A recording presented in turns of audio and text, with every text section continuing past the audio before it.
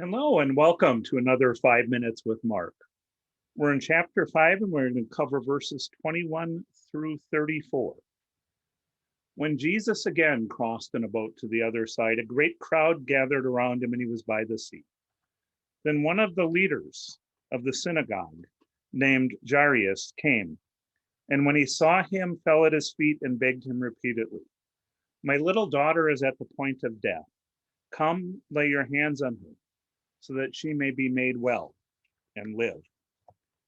So he went with him. A large crowd followed him and pressed in on him. Now there was a woman who'd been suffering from a hemorrhage for 12 years.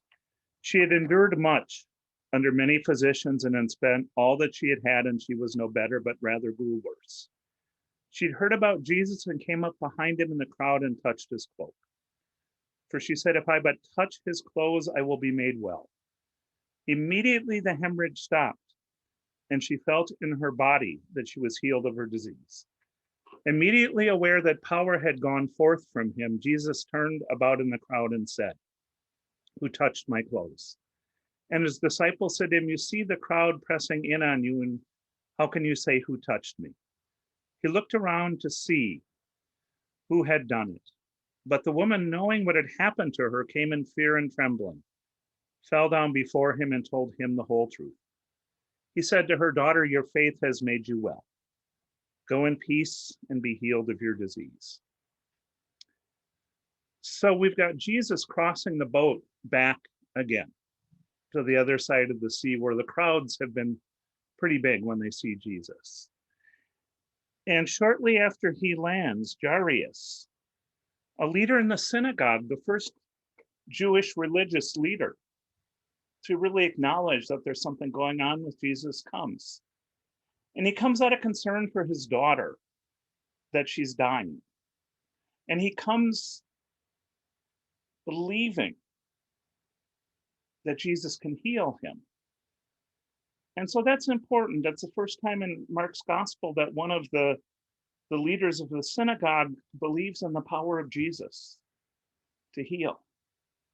And so I can kind of see this picture of this large crowd passing through town, passing through the streets, moving to Jairus' house. And as they're on their way, a woman with a hemorrhage comes up behind Jesus, believes if she grabs his cloak, she will be healed.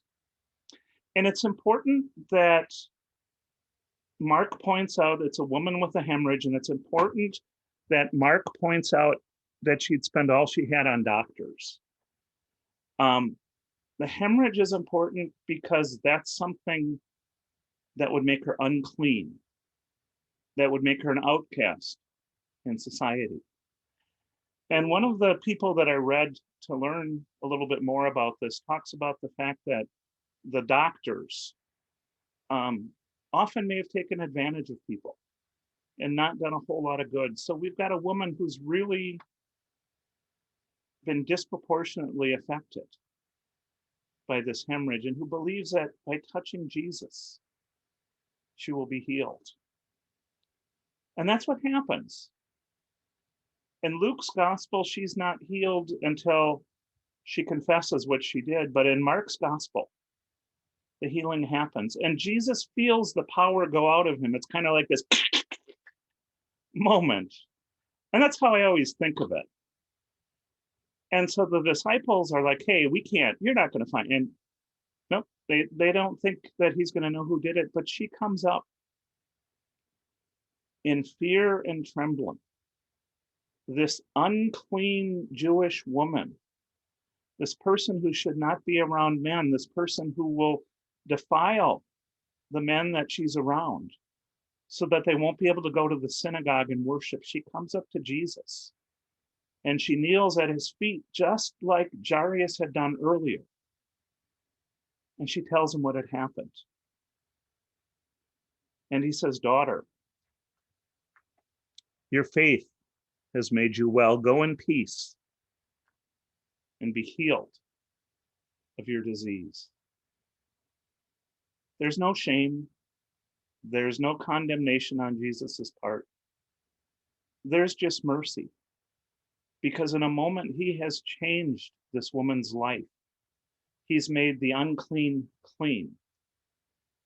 And it's a very powerful, powerful image for Jesus and for us.